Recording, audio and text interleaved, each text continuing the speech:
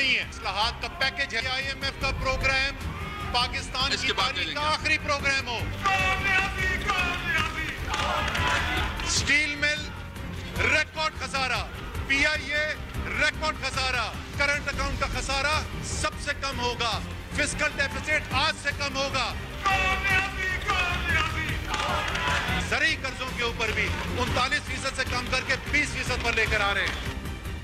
السلام علیکم ناظرین, نیوز آئی میں خوش آمدید. میں افتخار شرازی. حکومت نے اپنے 5 ماہ کے دور اقتدار میں دوسرا منی بجٹ پیش کر دیا ہے. اگرچہ وفاقی وزیر خزانہ اسد عمر صاحب اس کو معاشی اصلاحات کا پیکج قرار دے رہے ہیں. اس پیکج کے تحت موبائل فونز کے اوپر جو ٹیکس پہلے سپریم کورٹ نے ختم کیا دوبارہ نافذ کر دیا گیا ہے, جبکہ 1800 cc اور اس سے اوپر کی گاڑیوں کے اوپر فیڈرل ایکسائز ڈیوٹی 10 سے 30% اضافی نافذ کر دی گئی ہے. کچھ ریلیف بھی ہیں جس میں اب جو نان فائلرز ہیں وہ 800 cc اور 1300 cc گاڑیاں خرید سکتے ہیں, ان کی رجسٹریشن بھی کرا سکتے ہیں, جبکہ جو فائلرز تھے ان کی بینک ٹرانزیکشن کے اوپر جو ود ہولڈنگ ٹیکس تھا اسے ختم کر دیا گیا. اسی طرح اسٹاک ایکسچینج ممبران کے اوپر 1 فروری سے جو ایڈوانس انکم ٹیکس تھا اسے بھی ختم کرنے کی تجویز دی گئی ہے. ساتھ میں نان بینکنگ افراد اور ساتھ میں بینکنگ کمپنیوں کے اوپر جو سپر ٹیکس نافذ تھا پچھلے دور میں نافذ کیا تھا اسے بھی ختم کیا جا رہا ہے. ساتھ میں دکانداروں اور چھوٹے تاجروں کے لیے جو فکس ٹیکس ہے اس کو عائد کرنے کے حوالے سے بھی ایک تجویز ہے. ساتھ میں جو رینیوبل انرجی کے حوالے سے پروجیکٹس ہوں گے وہ بھی اگلے 5 سال تک اگر کوئی ایسا کوئی انویسٹمنٹ لے کے آتا ہے تو ٹیکس کی چھوٹ ہوگی. ساتھ میں یہ بھی کہا گیا ہے کہ جو کسان ہیں اگر وہ چاہیں تو جو ڈیزل انجنز وہ جو امپورٹ کر رہے تھے ان کے اوپر جو 17% ٹیکس تھا پہلے اسے کم کر کے اب 5% کرنے کی تجویز دی گئی ہے.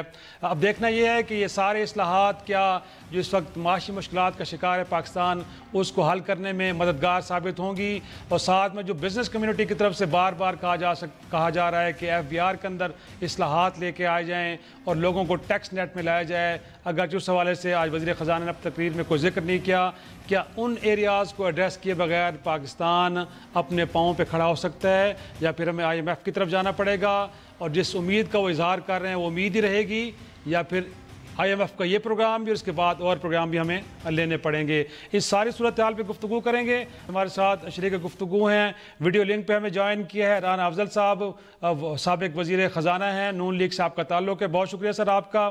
اسٹوڈیو میرے ساتھ موجود ہیں سینیٹر نعمان وزیر خٹک صاحب, آپ PTI صاحب کا تعلق ہے اور آپ کاموں کمیٹی سینٹ سے کے ممبر بھی ہیں فائنانس کے حوالے سے. اور کراچی سے ہمیں ویڈیو لنک پہ جوائن کیا ہے ڈاکٹر اشفاق یوسف تولا صاحب, آپ ماہر مالیات ہیں. بہت شکریہ تمام مہمانوں کا. سب سے پہلے سر گورنمنٹ کی طرف آتا ہوں اور آپ سے پوچھتا ہوں کہ 5 ماہ کا عرصہ لگا ہے سر اصلاحات کا پیکج لانے میں, اگرچہ PTI کی حکومت یہ دعوے کرتی تھی کہ ہمارے پاس ایک بہترین ایک طرح سے پلان موجود ہے, اقتدار میں آئیں گے تو پہلے دن ہی نافذ کر دیں گے, لیکن آج کم از کم ایک شب تو کریں کہ آپ کو بڑا ٹائم لگا ہے سر ایک پیکج تیار کرنے میں. دیکھیں 5 مہینے بعد آیا. ایک تو یہ پہلی بات ہے یہ کوئی بجٹ نہیں ہے, نو فسکل میجرز کوئی خاص اس میں نہیں ہے. کچھ ٹیکس نافذ کر رہے ہیں, ٹھیک ہے, سارا ریلیف ہی ریلیف ہے. اس کے اندر بہت ہی تھوڑا ایڈیشنل ٹیکسز ہیں. دیز آر مور, اس کو کہیں گے, میں اس کو کہوں گا انویسٹر کانفیڈنس بلڈنگ میجرز. اس کے اندر جو ابھی تک ہم نے 5 مہینے کے بڑے اسٹرکٹ ایکشنز دیے, ہم نے پاکستان کے لیے ہم نے ایسے فیصلے کیے جو عوام پر سخت آئے, جس پر ہماری پولیٹیکل مائلیج ہم نے لوز کی, لیکن we said we'll do it, ہم کریں گے پاکستان کے مفاد کے لیے کریں گے. اب ہمیں لگا ہے جیسے ہم نے چوری روکنا, جو ادھر جو جہاں بھی ہمارے لیکیجز تھے نا اس کو ہم نے کٹیل کرنے کی کوشش کی اور کافی حد تک ہو بھی جائیں گے, لیکن اس سے انویسٹر ذرا شائے ہوئے ہونا شروع ہو گیا. تو یہ جو ابھی ہم آپ کو بتائیں تھے, میں کہتا ہوں انویسٹر کانفیڈنس بلڈنگ میجر جو تھے, اس کے اندر سارے ریلیفز ہیں, میجورٹی ریلیفز ہیں. اب اس کے اندر 3 سیکٹرز ہم نے ہائی لائٹ کیے. ہم نے ہائی لائٹ کیے SME سیکٹر, ایکسپورٹ سیکٹر اور ایگریکلچر.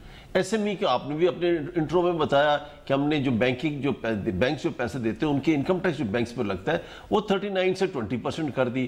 اور ہم نے SMEs کو اوور آل جو ہمارے اس میجرز اس میں بھی ہیں, اس سے پہلے بھی ہم نے اسٹیپس کیے کہ SME کی گروتھ کے لیے ہم جو اسٹیپس لیں, کیونکہ 80% جاب جو ہے نا وہ SME بلو کالر لوگوں کو جاب دیتا ہے. ایگریکلچر کی ہم نے بات کی, ایگریکلچر میں ہم نے GIT سے ہٹایا. GITC کا ہٹانے کی وجہ سے جو گیس پر جو تھا وہ فرٹیلائزر کا ریٹ کم ہو جائے گا. کم از کم 200-250 روپے پر بیگ وہ کم ہوئے گا. ساتھ ہی ساتھ ہم نے ZTBL کو ایگریکلچر سیکٹر میں فائنینسنگ کرنے کی بھی وہ پلان کیا ہوا ہے, اس سے ایگریکلچر سیکٹر میں گروتھ آئے گی. ایکسپورٹ کی جہاں تک بات ہے, ایک صرف ایکسپورٹ نہیں, امپورٹ کو بھی ہم نے کنٹرول کیا. امپورٹ کو FBR لیول پر, کسٹم لیول پر جو ہماری انڈر انوائسنگ ہوتی تھی یا انڈر ڈکلریشن ہو رہی تھی, جو ٹرائنگل, گولڈن ٹرائنگل پاکستان کا, سیالکوٹ, گجرانوالہ گجرات, سرمیکس بنتا تھا, ختم ہو کر رہ گیا, لائٹ انجینئرنگ ختم ہو کر رہ گئی. اس سب کو گروتھ کرنے کے لیے ہم نے امپورٹس پر بڑے اسٹرکٹ چیکس رکھنے کے ارادے ہیں. ایڈمنسٹریٹو میجرز ہم نے کرنے کی کوشش کریں گے. اسٹیٹ اونڈ انٹرپرائزز, اسٹیل مل ہو گیا, PI ہو گیا, 1200 بلین نقصان کرتا تھا, اس کو ہم کنٹرول کرنے کی کوشش کریں گے.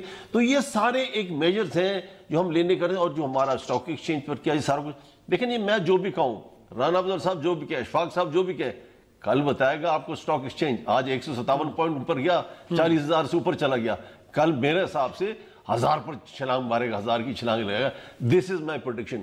پچھلے PMLN نے کیا آرٹیفیشلی ہولڈ کیا. رانا افضل صاحب آئے, انہوں نے فلوٹ کیا, ڈار صاحب نے 104 پر پکڑا ہوا تھا ڈالر, انہوں نے فلوٹ کیا 123 ملے, ہم آگے لے گئے 139 140 ملے ہیں. اس کا امپیکٹ ایک دن میں نہیں آتا. آپ کسی بزنس کمیونٹی سے پوچھیں, اگر آج آپ کسی سے کانٹریکٹ کھولتے ہیں نا, کانٹریکٹ کھولنے کے بعد LC اسٹیبلش کرنے میں اور چیز آنے میں 3 مہینے 4 مہینے لگتے ہیں. اس سارا کچھ کا امپیکٹ 4-5 مہینے بعد آئے گا. اوور آل یہ جو ہے نا, ابھی میں 2 اور شو سے ہو کر رہا ہوں, جتنے بھی پولیٹیکل پارٹیز والے نے سب نے ایڈمٹ کیا کہ اس کے اندر کوئی فسکل میجرز کوئی خاص نہیں ہے, انویسٹر بلڈنگ میجرز ہیں. اٹ از, میں ایز این انڈسٹریلسٹ بھی آپ کو بات ہے, ادر دین انڈسٹریل کمیونٹی سے میں ملتا رہتا ہوں, میرے پاس ٹیلی فون میں کال آئے, کہتا ہے دس از انویسٹر کانفیڈنس بلڈنگ میجرز. زبردست تھا. انویسٹر آئے گا, FDI اس وقت نہیں آئے گا جب تک لوکل انویسٹر خوش نہ ہے. FBR کو they should be seen making money and they should be saying کہ جی آپ کر رہے ہیں. جو نان ٹیکس پیئرز والے تھے, جو نان NTN نمبر والے تھے, اس کے اوپر ہم نے کہا آپ کے اوپر جو ہولڈنگ لگا رہے گا, لیکن جو فائلر ہے اس کو ہم نے کہا اس کو ختم کر دیا, ریفنڈ کا چکر نہیں.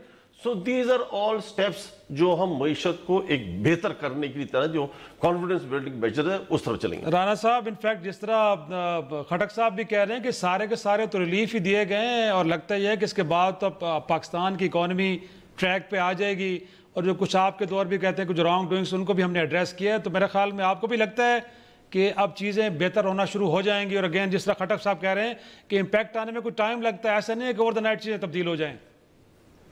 دیکھیں, سینیٹر نعمان وزیر صاحب ایک بڑے کمپلیکس بزنس مین ہیں, بڑے پڑھے لکھے آدمی ہیں, مجھے ہمیشہ ان کا بڑا احترام ہے, لیکن PTI سے ہیں, اور PTI نے اپنی تعریف کرنے کی تو قسم کھائی ہوئی ہے نا. لیکن جو سر اگر کچھ انریلسٹک باتیں کی تو ضرور آئیڈینٹیفائی کریں, لوگ سن رہے ہیں سر. ہاں, ریئلسٹک باتیں بتائیں, کہ میں غلط کی تو بتائیں مجھے. جی, اب وہ بھول گئے کہ اسد عمر نے کہا ہے کہ میں 170 بلین کے ٹیکسز بھی لگا رہا ہوں, تو 170 بلین کے اگر انہوں نے یہ اقتصادی پیکیج دینا ہوتا اور ریلیف دینے ہوتے تو پھر ان کو منی بل کی ضرورت نہیں تھی. تو منی بل کا مقصد ہوتا ہے کہ آپ ٹیکس لگا رہے ہیں. کل انہوں نے بجلی کے 50-58 پیسے ریٹ بڑھا دیا, اب اس کا کیا امپیکٹ آئے گا. آج 172 ارب کے ٹیکسز لگ گئے ہیں, اور یہ ٹیکسز کا یہ امپیکٹ ہے. جو ریلیف ابھی نعمان وزیر صاحب نے بتائے ہیں, ان ریلیفز کو مائنس کر کے 172 کی پازیٹیوٹی آئے گی from tax collection point of view. تو اگر انہوں نے 50-60 ارب یا 100 ارب کا ریلیف دیا ہے تو پھر 272 کے ٹیکسز ہوں گے, تاکہ ڈفرنس جو ہے وہ 170 ارب آئے. اور میرا ان سے بڑا سادہ سوال ہے کہ اگر FBR نے پہلے 6 مہینے میں 170 ارب کا 172 ارب کا ڈیفالٹ نہ کیا ہوتا, کیا آج ان کو شارٹ فال, تو کیا آج ان کو تیسرے منی بل کی ضرورت پیش آتی. دیکھیں, ہمارے ہاں بڑی اچھی بات ہے, SME سیکٹر کو سپورٹ کر رہے ہیں. اب اس کی جو ایک ایکسپورٹس جو ہیں ہماری بڑھنی چاہیے تھی. ڈالر ڈیویلیویشن کے بعد آپ کی دہشت گردی ختم ہو گئی, بجلی 24 گھنٹے, تو ایکسپورٹس تو ایک بڑے میسو سکیل سے بڑھنی چاہیے. یہ بات کر رہے ہیں 1.5 ارب 2 ارب ڈالر کی, اور پھر جس چیز کو یہ مس کر رہے ہیں میری نظر میں, وہ ایکسپورٹ سبسٹیٹیوشن ہے. وہ جو امپورٹ ہماری ایکسیس آ رہی ہے, جو چیزیں ہم پاکستان میں بنا سکتے ہیں, اس انڈسٹری کو سپورٹ کرنے کی ضرورت ہے. $4 بلین کا تو ایڈیبل آئل آ رہا ہے, تو وہ ایگریکلچر پروڈکٹ ہے. آپ نے شوگر کو, یہ بڑی پرانی سٹوری ہے, اور شوگر کے اوپر ایکشن آ جانا چاہیے تھا, کہ شوگر کی جو ٹیکس بیریئرز ہیں جس سے انڈسٹری کو پروٹیکشن ملتی ہے آپ اس کو کوئی نہ کوئی ریلیف دے دیتے. آپ بڑی اچھی بات کی اسٹاک مارکیٹ کی. ہم ہمیشہ کہتے تھے کہ اسٹاک مارکیٹ ایک بیرومیٹر ہے پاکستان کے اندر بزنس کمیونٹی کے سینٹیمنٹ کا. جب 52,000 پوائنٹ سے وہ نیچے آیا اور 37,000 پوائنٹس پہ آیا اس وقت یہ ہماری بات نہیں مانتے تھے. اس وقت کہتے تھے اس کی کوئی ویلیو نہیں ہے. آج مجھے بڑی اچھی لگی نعمان وزیر صاحب کی بات کہ اب یہ سمجھ رہے ہیں کہ اسٹاک مارکیٹ اوپر جائے گی. اللہ کرے جائے. ہمارے پاکستان کی اسٹاک مارکیٹ ہے اور آپ کو سینٹیمنٹ ملے گا. لیکن اگر آپ بینکوں کو سپورٹ کرتے ہیں ان کی ٹیکسیشن کم کر کے ان کے پروفٹس کو بڑھانے کے لیے تو بینکس اگر ترقی کرتے ہیں اور ملک کو فائدہ ہوتا ہے تو بینک ڈپازٹس بڑھنے سے ہوتا ہے, سیونگ ریٹس بڑھنے سے ہوتا ہے, ان کو ٹیکسوں میں چھوٹ دینے سے نہیں ہوتا. وہ تو اپنا پیسہ سائفن آؤٹ کر لیں گے, وہ پیسہ لے کے گھروں کو چل جائیں گے جو انویسٹرز ہیں. آپ نے سیونگ ریٹ کو بڑھانا ہے اور بینکوں کے اندر ایسا ماحول لے کے آنا ہے کہ آپ کی ڈپازٹس آئیں. تو یہ بہت ساری چیزیں ہیں, ابھی ڈیٹیلز کل کے اخباروں میں پڑھیں گے. کیونکہ رانا صاحب آپ نے بینکوں کی بات کی ہے, مالیات کی بات کی ہے, تو میرا خیال میں تھوڑا سا اشفاق طولہ صاحب کو بھی ہم شریک گفتگو کرتے ہیں. طولہ صاحب کیا لگتا ہے, جس طرح خٹک صاحب بھی فرما رہے ہیں کہ اس پالیسی کا بنیادی مقصد سرمایہ کاروں کے اعتماد کو بحال کرنا تھا تاکہ سرمایہ کاری ہو, اس سے معیشت کا پہیہ چل پڑے, تو یہ جو پیکیج آیا آپ کو لگتا ہے کہ اس سے جو کانفیڈنس بلڈنگ لیے جا رہے ہیں انویسٹمنٹ کے حوالے سے بڑے ایفیکٹو ہیں؟ اور اگین جس طرح رانا صاحب بھی فرما رہے ہیں کہ بینکوں کے اندر پیسہ لانا ہے وہ کیسے آئے گا, تو اس حوالے سے یہ میئرز آپ کو لگتا ہے کہ بڑے یوزفل ہوں گے؟ بسم اللہ الرحمن الرحیم. دیکھیے افتخار, یہ ایک تو حقیقت تھی کہ پچھلے 6 مہینے میں آپ کا بزنس سفوکیٹ یا سٹرینگولیٹ ہو گیا تھا اور اتنا برا حال تھا کہ لوگ اپنا بزنس میں کوئی پیسہ لگانے کے لیے تیار نہیں تھا. ہو سکتا ہے آج اس بجٹ کے بعد ان کو تھوڑی سی وینٹ مل جائے, مگر وینٹ ایسے نہیں ملے گی. کیونکہ اس لیے نہیں ملے گی کہ آپ کے بیسک ایشو لوگوں کا یہ نہیں ہے کہ گورنمنٹ کی پالیسی کیا ہے. بیسک ایشو یہ ہے آپ کا کہ آپ کی اس وقت جو فسکل پالیسیز ہیں, لائک ایف بی آر کے پاس جو بالکل امپیکیبل پاورز ہیں, جس طریقے سے وہ بزنس مین کا ایجیٹیشن ہے, جب تک اس کو ہم ایڈریس نہیں کرتے. اور میں خود ٹیکس ریفارمز کمیشن کا ممبر بھی ہوں, پچھلی گورنمنٹ میں بھی رہا, پیپلز پارٹی کے ساتھ بھی رہا اور اسد عمر کے ساتھ بھی ہیں. جب تک آپ ایف بی آر کے پاورز کو ریشنلائز نہیں کریں گے, میں یہ نہیں کہہ رہا ختم کر دیجئے, یا جب تک آپ ایس ایم ای سیکٹر کو ایک پورا سٹرکچر ٹیکس سسٹم نہیں دیں گے, یہ نہیں ہو سکتا. دوسری بات آپ کو میں ایک بات بتاتا ہوں کہ اگر آپ آئی ایم ایف کے پاس جائیں گے تو یہ آج کی تاریخ کے ساتھ آپ میرا یہ نوٹ لکھ لیں اور انشاءاللہ دیکھیں گے. اگر آئی ایم ایف کے پاس گئے تو آپ کو جون 30 2019 کو US ڈالر 150 روپے کا ملے گا, جون 30 2020 کو یہ ڈالر 159 روپے کا ملے گا, اور جون 30 2021 کو یہ 168 روپے 50 پیسے کا ملے گا. اور اگر میں اس کو پروجیکٹ کرتا ہوں, میرے اپنے فگر نمبر میں سیمولیٹ کرتا ہوں اس کو, تو مجھے یہ نظر آ رہا ہے کہ جو قرضہ 10,000 ارب کا رانا صاحب کی حکومت نے 5 سالوں میں لیا تھا, وہ 12,000 ارب کا قرضہ یہ صرف 3 سالوں میں ایڈ ہو جائے گا.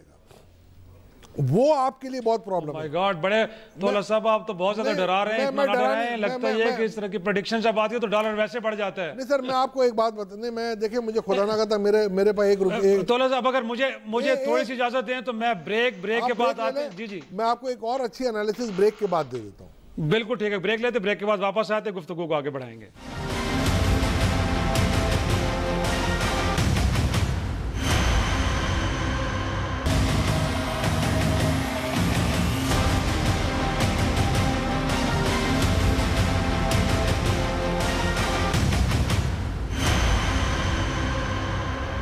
شو میں ایک بار پھر خوش آمدید.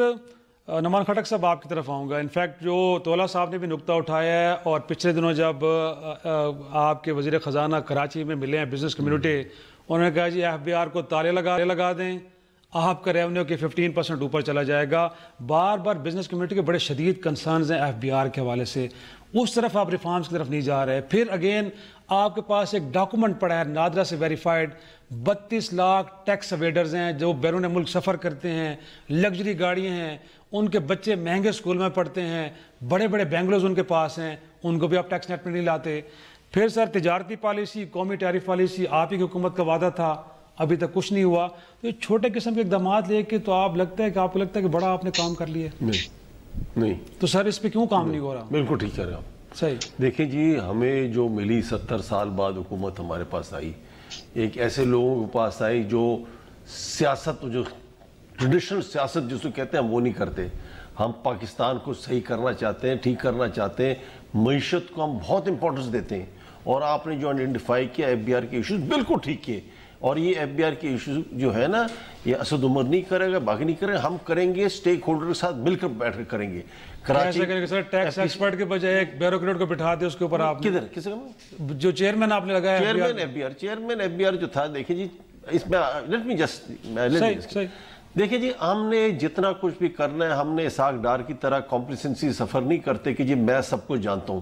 وی will involve all stakeholders, all chambers, all association, سب ساتھ مل کر کریں گے, مل کر پالیسیز بنائیں گے. اونرشپ ہمارے پاس نہیں, اونرشپ اسٹیک ہولڈرز کے ساتھ ہوئے گی, یعنی عوام کے ساتھ, یعنی بزنس کمیونٹی کے ساتھ. اس طرح ایف بی آر میں بے تحاشا کام مانگتا ہے. ایف بی آر پر ڈیسک سٹڈیز ورلڈ بینک نے, آئی ایم ایف نے, بے تحاشا لوگوں نے کر دی ہیں, سٹڈیز پڑھی ہوئی ہیں, کوئی سٹڈی کھول کر دیکھ لیں, بہت اچھی ریکمنڈیشن ہے. امپلیمنٹیشن کرانی, اس کے اوپر کرانی, امپلیمنٹیشن کرانی ہے. اب ہم نے ایک کیا, پالیسی کو ہم نے علیحدہ کیا, ایڈمنسٹریشن کو علیحدہ کیا. مسئلہ جو ہے نا ایڈمنسٹریشن کا, جب پالیسی اور ایڈمنسٹریشن کو مکس کرتے تھے, وہ پالیسی والے ایسے پالیسی لاتا تھا اپنے ریونیو ٹھیک کرنے کے لیے. Revenue is not the only criteria. criteria is کہ آپ نے گروتھ کرنا ہے, ٹرن اراؤنڈ کرنا ہے, جی ڈی پی کو گرو کرنا ہے. جی ڈی پی گرو کرے گی تو ریونیو بھی بہتر ہونا شروع کر. یہ سارا کچھ ہم نے کرنا ہے. لیکن آپ نے جو دیکھا نا, میں بھی بزنس کمیونٹی سے تعلق ہے میرا, and I keep meeting all business community. Karachi chamber ہو گیا, لاہور چیمبر, سب سے ملتا رہا, اور ماس Haider, I have a regular discussion with ہم. ان کے ساتھ مل کر ہم نے ٹھیک کرنے. ایف بی آر کے ایشوز ہیں, دیکھیں آپ پر بنا, آڈٹ بن گیا, آڈٹ آبجیکشن بن گیا, کیس بن گیا, کیس بن کر سیٹسفائیڈ ہو گیا کہ غلط کیس بنا. What action did FBI take against that officer جس نے یہ غلط کیس بنا ہے؟ وہ آفسر یہ consistently غلط کیسز بنا رہا ہے. Taxpayer should be seen earning money and he should see a satisfied man. وہ نہیں ہے, آج تک نہیں ہے. یہ سارے جو ہے نا پچھلی حکومتوں, انہوں نے اس کو دیکھا ہی نہیں ٹھیک طرح. ہر آدمی آیا, اپنا ٹائم پاس کر کے چلا گیا. We are very serious. مجھے تو ناٹ ایز اے سینیٹر کی سینیٹر کو سائڈ رکھتا, as a businessman, as a Pakistani, مجھے پہلی دفعہ رے آف ہوپ نظر آ رہا ہے کہ یہ ملک ٹھیک ہو جائے گا جس طرح ہم چل رہے ہیں. دیکھیں ہمارے لیڈرشپ میں کوئی وہ نہیں ہے, ارادے, ہماری نیت صاف ہے, نیت صاف ہے. آپ کو پتا ہوگا, میں آپ سمجھے نا جس طرح بھی ہے, سر لوگ ایکشن دیکھنا چاہتے ہیں نا سر, نیت صاف ہے. We are moving the right direction. غلطیاں ہم سے شاید ہوں کہیں. دیکھیں آپ کا اسٹیٹ اونڈ انٹرپرائزز ہے, 1200 بلین لوز کرتا ہے, 600 بلین آپ کا کرتا ہے یہ اپنا سرکولر ڈیٹ چوری, بجلی کی چوری, گیس کی چوری. کسی نے نہیں روکا نا. یہ کوئی تقریباً یہ تو 1200 وہ اور 800 ڈالے, کوئی 2000 بلین ہو گیا. یہ کوئی بن گیا آپ کا کوئی $20 بلین بن گیا. $20 بلین کا 50% بھی ہم کرٹیل کرتے ہیں اس کو. ہم نے سرمایہ پاکستان کی بات کی کہ اس کے تھرو ہم اس کی فائنینسنگ کریں گے, انڈیپینڈنٹ بورڈ بنائے گا. یہ ایک ویژن ہے. ویدر وی گو, دیکھیں جب میں مفتاح صاحب تھے یا رانا افضل صاحب تھے, اس وقت ان کے ساتھ میریٹ میں میں نے بات کی, جب ایس ڈی پی آئی نے کانفرنس کیا, I said they have to be privatised, اور ان کو بورڈ چینج کرنا ہے. دیکھیں ہم سرمایہ پاکستان کرتے ہیں یا پرائیویٹائز کرنے, یہ پیسہ اور نہیں دے سکتے ہم ان اداروں کو. ریلوے کو نہیں دے سکتے, اسٹیل میں کو نہیں دے سکتے, پی آئی کو نہیں دے سکتے. یہ بریڈنگ آف دی اکانومی کو روکیں گے تو سب کچھ ٹھیک ہوگا. These are the steps you have to take. ہمیں ملا کیا چیز ٹھیک, کیا ملا ہمیں؟ دس از این اکانومی خراب, حالات خراب, سب کچھ خراب. اس کو ٹھیک کرنے میں 100 دن سوری نہیں ہو سکتا. اگر ہمارے تھا ٹیک مائی ورڈز بیک, یہ جی غلطی تھی کہ 100 دن میں ہم اس طرح چینج کے. یہ کوئی ڈیجیٹل ٹیکنالوجی نہیں ہے کہ 0-1 ٹک ٹک ایسے چینج ہو جائے گی. It takes time. ایون اگر ڈالر کی بات کی وہ بھی 6 مہینے لگتے ہیں. اگین بڑی چارج شیٹ آ گئی آپ کے خلاف سر. وہ کہتے ہیں کرنٹ اکاؤنٹ جو ڈیفیسٹ تھا سب سے بڑا تاریخ میں آپ چھوڑ کے گئے ہیں. اداروں کا بہت برا حال تھا, سرکولر ڈیٹ پتہ نہیں کہاں جا پہنچا تھا. اب وہ کہتے ہیں وقت دیں ہمیں, اب یہ چیزیں اوور دا نائٹ تو ہونے والی نہیں ہیں. اگین آپ کو بھی لگتا ہے کہ کم از کم کوئی سر ہوتا ہے نا بعض اوقات کے لگتا ہے کہ کچھ چیزیں اچھی ہوئی ہیں تو کچھ جو چند چیزیں اچھی ہوئی ان کو آئیڈینٹیفائی کر دیں, یا پھر جس طرح تولا صاحب خدشے کا اظہار کر رہے ہیں, شاید انہوں نے تو ڈالر کو 170 تک پہنچا دیا. آپ کو بھی لگتا ہے کہ جون 2021 تک کچھ ایسا ہونے والا ہے؟ देखें 5 साल 2013 से 2018 तक ये जो थ्योरी की बातें कर रहे हैं ना, ये बड़ी अच्छी बातें हैं. They all sound so reasonable कि वो हर बात मानने को दिल करता है कि ये जो थ्योरी में कि जी FBI वालों को यूं कर दें, ये यहाँ पे इतनी लीकेज है उसको बंद कर दें, ये 2000 अरब रुपया बन जाएगा, उसमें $10 बिलियन वो जो स्टेट डिपार्टमेंट का जिसका जिक्र हर तकरीर में इमरान खान किया करते थे वो भी आप डाल दें, वो डॉलर थे क्योंकि 10 बिलियन तो वो कोई 150 बिलियन 1500 बिलियन वो बन जाएगा. तो पाकिस्तान को तो काम करने की जरूरत नहीं होगी. असल बात होती है फ्रॉम थ्योरी टू प्रैक्टिकल, और प्रैक्टिकल के लिए जो 5 महीने में इन्होंने डेमोन्स्ट्रेट किया है कि प्रैक्टिकली इनकी क्या कैपेसिटी है प्रैक्टिकली काम करने की. थ्योरी में तो बहुत एक्सपर्ट है, जिसको हम कह देते हैं जी ये कंटेनर पे चढ़े हुए हैं. बिकॉज लेक्चर देना, भाषण देना बड़ी अच्छा लगता है, बंदा को खुद भी सेल्फ अश्योरिंग होता है कि मैं कितनी अच्छी बातें कर रहा हूँ, लेकिन उनका रिजल्ट निकालना, ये मैं आपको बताता हूं कि हमने प्रैक्टिकली क्या किया. दहशतगर्दी प्रैक्टिकली खत्म करके दिखाई, बिजली का शॉर्टफॉल प्रैक्टिकली खत्म करके. वो कह रहे हैं फौज ने खत्म किया, आपने की, इनकी मेहरबानी थी, इंटरफेयर नहीं किया, वरना फौज ने किया सब कुछ. वो तो फौज को क्रेडिट दे रहे हो, कहते राना साहब इसमें आपका क्या कमाल था. इनका कमाल था जो चुप रहे, कुछ इंटरफेयर नहीं किया, ये कमाल था इनका. 2013 से 2018 आमरीत थी पाकिस्तान के अंदर, आमिर हुकूमत कर रहे थे, फौजियों की हुकूमत थी, नून लीग तो नहीं थी ना, तो वो फैसले खुद करते थे, बजट भी अपना लेके आते थे. तो बिल्कुल ठीक है, अभी भी सारा कुछ फौज ही कर रही है. तो बहरहाल गैस की शॉर्टेज खत्म हुई, लाहौर शहर नया बन गया. ये होता है फ्रॉम जो लोग वो कहते हैं ना, जो वो कह रहे हैं कि जो वो कह रहे हैं आपके दौर में ट्रेड नीचे चली गई थी, माइनस में सर चली गई थी. वो कह रहे हैं कि जी बिजली गैस चोरी हो रही थी, पता नहीं क्या. इनसे मैं सिर्फ एक चीज कोई एक सवाल भी पूछना चाह रहे हैं खटक साहब. मैं राना साहब आपसे एक सवाल, राना साहब एक सवाल, इसका भी जवाब देना आप. नहीं एक मिनट, मेरा एक सवाल सुन लें, उसका भी जवाब दे दें. मुझे बात बताएं, क्या 4.5 साल या 4 साल 4.25 साल इसाक डार ने डॉलर 104 जो होल्ड किया था वो ठीक था, या आपने उसको फ्लोट कर 124 पे ले आप ठीक थे? दोनों में कौन ठीक था? मैं दोनों को करेक्ट कर दूं. वो डार साहब चले गए, अच्छा वक्त गुजार के गए, लोग उनको याद करते हैं. पाकिस्तान के अंदर इन्फ्लेशन लोएस्ट थी, पाकिस्तान के अंदर एक्सपोर्ट्स हमारी बढ़नी शुरू हो गई थी, हमने बड़े बड़े मसले पाकिस्तान के हल किए थे. अब वो दौर चला गया जिस दिन हमारी हुकूमत गई है 31 मई को, आज 7.5 महीने हो गए हैं, उस दिन डॉलर का रेट 15.5 था, 115 115.5 गूगल करके आप अभी देख लें. और आज आपने उसमें 25-30 रुपए ऐड कर दिए हैं.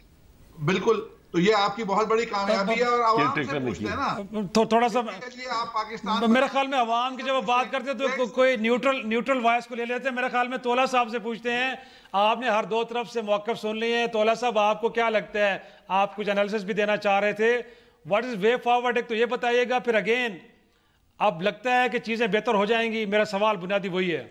इफ्तिखार, देखें, 2 चीज़ों पे इनको शुरू में फोकस करना चाहिए था जो मादरत के साथ नहीं कर सके. एक तो FBR को उनको ठीक करना चाहिए था. देखिए, आपकी रेवेन्यू इंजन जो है वो FBR है. FBR में अगर मैं होता तो सर करें क्या? तोला साहब ये बताएं ना, करना क्या है वो बताएं ना सर, आप तो एक्सपर्ट है ना, बताएं. वो बताई थी, ऐसी बात नहीं है हमने नहीं बताई, असद साहब को पहले भी बताई थी. दूसरी बात थी कि करेंसी, मैं डिवैल्यूएशन के हक में कभी ना था, ना हूं, ना रहूंगा. मिफ्ता इस्माइल ने भी की है, गलत की है. अच्छा. आप ये देख लें कि दुनिया में जो भी इकॉनमी, अच्छी इकॉनमी उड़ी है वो डिवैल्यूएशन की वजह से हुई है, वो मदर ऑफ ऑल इल है. दूसरी बात आप ये याद रख लीजिएगा कि डिवैल्यूएशन पे एक इल्ज़ाम था डार साहब के ऊपर, मैं कोई डिफेंड नहीं कर सकता उसको उस तरीके से जितना राना साहब करेंगे, कि $7 बिलियन अगर उन्होंने पंप किए थे उसमें, तो उसका कंसिक्वेंस ये था कि उनको टोटल मेरा ख्याल है 18 अरब रुपए खर्च हुआ था इस पर, जो उन्होंने ओपन मार्केट इंटरबैंक से लेके इन्होंने वापस इंटरबैंक को दिए. और इसके अगेंस्ट उन्होंने आपकी जो इंटरेस्ट रेट था वो 11 से लेके 4% पे ले आए थे, इन्फ्लेशन 12 से लेके 3 पे लेके आए थे, आपकी GDP ग्रोथ 2.5 से लेके 6 पे लेके आए, यानी कि 5.8 पे लेके आए. और IMF का वाहिद प्रोग्राम था जो मैं अपनी लाइफ में मैंने देखे हैं, या IMF की जो मैं स्टडी कर सकता हूँ मैंने की है, कि दुनिया में वाहिद प्रोग्राम है जो सक्सेसफुली IMF के अपने एजेंडे को डिफीट कर गया. IMF का एजेंडा होता है कि आप करेंसी को डीवैल्यू करें, ये करेंसी रीवैल्यू होगी। IMF का एजेंडा होता है कि आप इंटरेस्ट रेट बढ़ाएं, ये इंटरेस्ट रेट कम हो गए। IMF का एजेंडा होता है कि कंसीक्वेंटली आपका इन्फ्लेशन बढ़ेगा, ये कम हो गया। IMF का एजेंडा होता है कि आपकी GDP ग्रोथ सप्रेस होगी, ये बढ़ गई। तो मैं ये कह रहा हूँ, ये हमें सबक सीखना चाहिए, अच्छी चीज़ों से भी और बुरी चीज़ों पे हमें तनकीद भी करनी चाहिए और तनकीद से भी हमें सीखना चाहिए। मगर टैक्स रिफॉर्म्स, मैं आपको ये कह रहा हूँ, वही असद उमर साहब ने भी वही कमेटी रखी है टैक्स रिफॉर्म्स इम्प्लीमेंटेशन की। इसमें एक शबर जैदी साहब ऐड हुए हैं, मैं खुद हूँ। थोड़ा सा वक्त कम है, वाइंड अप करना है। लास्ट कमेंट ये है कि इस मेरा ख्याल है इससे सिर्फ अगर हो सकता है तो बिजनेस स्टिमुलेट हो तो हो, बाकी मेरे ख्याल से इसमें कोई फिस्कल मेजर ऐसे नहीं है कि जो उनको रेवेन्यू प्लस करके देंगे, ना रेवेन्यू माइनस होगा, 8-9 अरब रुपए का उनको डिस्काउंट आएगा। इससे ज़्यादा कोई ऐसी बड़ी बात नहीं है। ओके, बहुत तौला साहब, तमाम शुरका का बहुत शुक्रिया। इनफैक्ट वक्त कम है, एक छोटा ब्रेक लेंगे और ब्रेक के बाद साना साहिवाल पे जिक्र होगा उसका, जिसमें JIT बनी। 72 घंटों में एक रिपोर्ट भी आई। उस रिपोर्ट ने कुछ मुलजमों को नामजद भी किया, लेकिन अपोजिशन मुतमईन नहीं है और लगता है कि बाकी स्टेक होल्डर भी मुतमईन नहीं। ऐसा क्यों है? एक छोटी सी ब्रेक के बाद हमारे साथ अगले मेहमान उनके साथ डिस्कस करेंगे।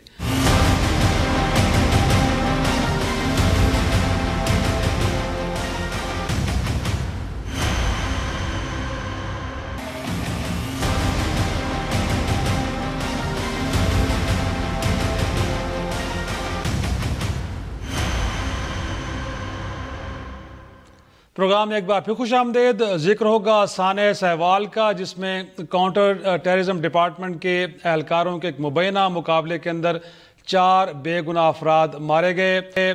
अगरचे एक JIT बनी, उसकी रिपोर्ट भी आई, जिम्मेदारों का तायन भी हुआ, लेकिन ये बड़ी हैरान कुन बात है कि उस रिपोर्ट में ये कहा गया कि मारे जाने वाले लोग तो बेगुनाह थे, लेकिन ऑपरेशन 100% दुरुस्त था। हम जानने की कोशिश करेंगे कि ये कैसा है कि ऑपरेशन दुरुस्त था लेकिन मारे गए अफराद बिल्कुल बेगुनाह थे। इस हवाले से हमारे साथ स्टूडियो हैं साबिक IG जुल्फ़िकार चीमा साहब। सर, बहुत शुक्रिया वक्त देने के लिए। सर, जानना ये चाह रहे हैं कि जब काउंटर टेररिज्म डिपार्टमेंट कोई किसी किस्म की कार्रवाई करता है तो इन्फॉर्मेशन कैसे आती है, उसको प्रोसेस कैसे किया जाता है, फिर SOP क्या हैं, कैसे कहाँ से अहकाम जाते हैं कि ऑपरेशन कंडक्ट किया जाए और कैसे किया जाए? देखें, जाहिर है कि जो टेररिज्म को डील कर रहा है जो डिपार्टमेंट, जिस तरह पंजाब में काउंटर टेररिज्म है और भी सूबों में है जी, तो वो अपनी इंटेलिजेंस गैदरिंग का उनका सिस्टम है। वो ह्यूमन सोर्सेज भी हो सकते हैं और थ्रू गैजेटरी भी हो सकते हैं, सही, इक्विपमेंट के जरिए भी हो सकते हैं, सही। मैं सारी डिटेल्स तो नहीं बताना मुनासिब समझूंगा। तो वो जब यानी किसी टारगेट के बारे में, टेररिस्ट के बारे में, क्रिमिनल के बारे में जब इंफॉर्मेशन मिल जाती है, सही, तो उसके बाद फिर ज़ाहिर प्लानिंग होती है टारगेट को पकड़ने की। सही। तो टीम की फॉर्मेशन होती है, टीम बनाई जाती है, उसको टास्क दिया जाता है। तो नेचुरली को बहुत इंपॉर्टेंट टारगेट हो और वांटेड हो तो डिपार्टमेंट का हेड ज़ाहिर है उसके नोटिस में लाया जाता है। और मेरा अपना यही ख्याल है, यही तजुर्बा है कि वो फिर टीम बनाता है और उनको टास्क दिए जाते हैं। तो इस तरह एग्जीक्यूट होता है। सर, जो अहकामात होते हैं वो हतमी होते हैं कि जो कहा गया हाई कमान की तरफ से फिर वैसे करना है, या ऑन द सीन सिचुएशन अगर डिफरेंट है तो वहाँ फैसला कुछ और किया जा सकता है? ये नहीं होता कोई इस तरह। देखें, ऑपरेशंस जो हैं वो कोई मैथमेटिकल तो नहीं होते, सही, कि जी इसमें जनरल गाइडलाइंस ही होती है ना, सही। तो उसके बाद फिर सिचुएशन देख के जो वहां का कमांडर है, सही, उस टीम का जिसने एग्जीक्यूट करना है, सही, वो देख के वो फैसला करता है। तो यहाँ पे अगर सर पता चल गया था कि शायद उसके अंदर कोई एक शख्स मुश्तबा है और बाकी लोग बेगुनाह हैं, तो वहां पे और फिर लोग भी आर्म लेस हैं, तो गोली चलाना जरूरी था या गिरफ्तारी भी हो सकती थी? देखें, ये कहना, जब एक तरफ पंजाब गवर्नमेंट खुद एडमिट कर रही है कि मोहम्मद खलील और उसकी पूरी फैमिली बिल्कुल मुकम्मल तौर पे बेगुनाह है, सही, यानी वो बिल्कुल बेगुनाह उनको मारा गया, और ख़ास तौर पे जब बच्चों के सामने इस तरह कत्ल हों, उनका वालिद, फिर वालदा, फिर बहन, तो ये कोल्ड ब्लडेड मर्डर है। सही। और बड़ा ही मैं समझता हूँ कि इंसानियत सोज ये एक ट्रेजेडी है, वाक़या है। اور پوری قوم پہ یہ قرض ہے، تو اس کو پھر کیسے کہا جا سکتا ہے کہ جی یہ آپریشن بالکل صحیح تھا؟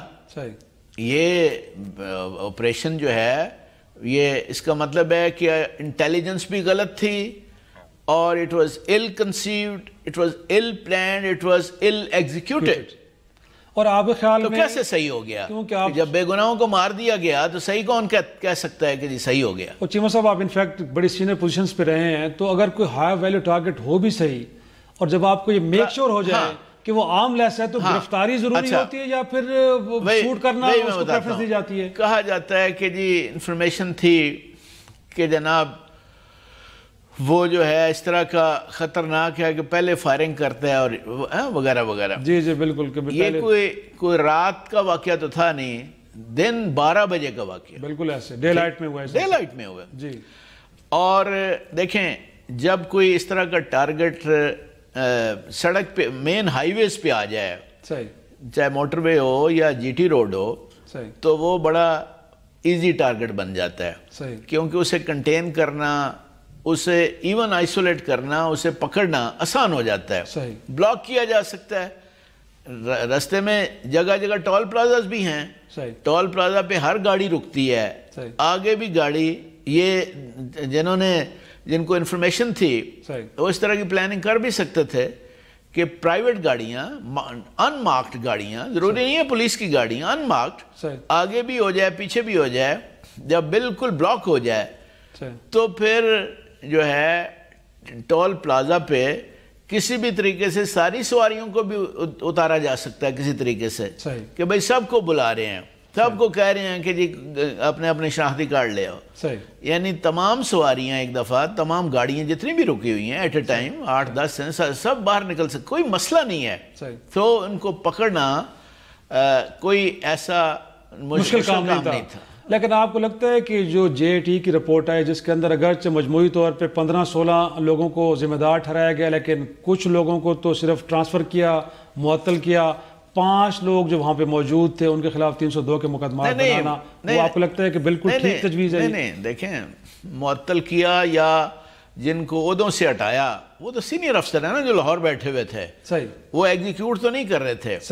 ایگزیکیوٹ جو کر رہے تھے یعنی اصل قاتل وہ ہیں جنہوں نے فائرنگ کی ہے. مناسب. ٹھیک ہے جی. یہ دیکھتے ہوئے، اور میں سمجھتا ہوں کہ انتہائی وحشیانہ اور غیر انسانی اور بہیمانہ فعل ہے جنہوں نے فائرنگ کی لوگوں کے اوپر.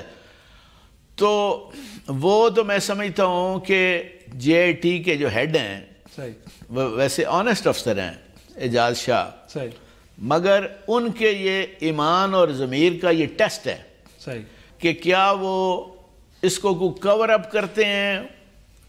کوئی محکمے کا کوئی فیصلہ ہوتا ہے کہ قربانی کے بکرے آگے لے آتے ہیں کہ جن کے خلاف پرچے کر دو، اور میں سمجھتا ہوں کہ یہ ان کا ٹیسٹ ہے. ان کو ہر صورت میں بالکل ایمانداری سے یہ فیصلہ کرنا چاہیے اور بتانا چاہیے پوری قوم کو کہ یہ وہ لوگ ہیں جو فائرنگ میں، جو ایگزیکیوشن میں شامل تھے، جنہوں نے فائرنگ کی، اور ان کے خلاف ایف آئی آر درج ہونی چاہیے، ایکچوئل فائررز.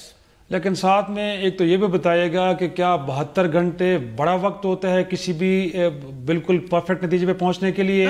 اور ساتھ میں کیا اطلاعات فراہم کرنے والے افراد بھی برابر کے ذمہ دار ہیں یا ان کو بالکل بری ذمہ قرار دیا جائے؟ دیکھیں فائررز کے بارے میں تو 72 گھنٹے از مور دین سب. فائررز کے بارے میں تو سب کو پتہ ہے نا. مینز کے جی وہ تو لیکن شواہد اکٹھے تو کرنے ہوتا ہے نا. نہیں، سی ٹی ڈی کے سارے افسران کو پتہ ہوگا اسی وقت ہی، اکرنس کے فوراً بعد ہی انہیں پتہ چل گیا ہوگا. جو لوکل افسر ہے اس نے سب بتا دیا ہوگا. سو ایکچوئل جنہوں نے فائرنگ میں حصہ لیا ان کے بارے میں جاننا کے لیے تو کوئی 72 گھنٹے ضروری نہیں ہے. بٹ جو جس طرح کہا جا رہا ہے نا، وہ تو ہے کہ جی پوری جس طرح ایک انویسٹیگیشن ہوتی ہے، چالان کمپلیٹ کیا جاتا ہے، اس کے لیے 2-4 دن چلو زیادہ بھی چاہیے، مگر صرف یہ پتہ کرنا، جب یہ پنجاب گورنمنٹ نے اب تسلیم کر لیا ہے کہ جی وہ بے گناہ تھے، تو بے گناہوں پہ جو فائرنگ کرنے والے، اصل تو یہ ہے نا، اس کے 2 حصے ہیں.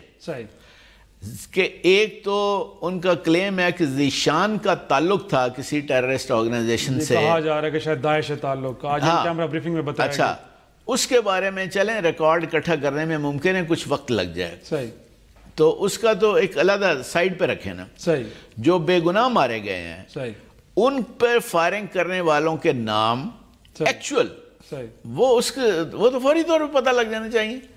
اور آپ کے خیال میں جس وقت اور ایف آئی آر جو ہونی چاہیے وہ جو ایکچول فائرنگ کرنے والے ہیں ان کے خلاف ہونی چاہیے. صحیح، جو کہ کی جا رہی ہے شاید یا کر دی گئی ہے. ہاں کہا گیا ہے، صحیح کہا گیا. وہی میں کہہ رہا ہوں نا کہ اس پہ کوئی کور اپ نہیں ہونا چاہیے. لیکن چیمہ صاحب انفیکٹ میرا جو نقطہ تھا کہ اطلاعات فراہم کرنے والے جس کی بنیاد پہ چیزیں انیشیٹ ہوئی ہیں تو آپ سمجھتے ہیں کہ ان کے متعلق کوئی بات نہیں؟ اطلاعات تو ظاہر ہے کہ پھر صحیح تو نہ فراہم ہوئی. صحیح، یعنی اطلاعات اگر ایگزیکیوٹ کرنے والوں کو اطلاع، وہ بری ذمہ ہے آپ کے خیال میں؟ ان کا کوئی ذمہ نہیں ہے، ان کو اس سارے معاملے میں نہیں لانا چاہیے. نہیں میں کب کہہ رہا ہوں، میں نے تو یہی تو کہہ رہا ہوں کہ اطلاعات تو غلط فراہم ہوئی. صحیح، اطلاعات تو غلط فراہم ہوئی نا. ان کو بھی ذمہ دار ٹھہرانا چاہیے آپ کے خیال میں؟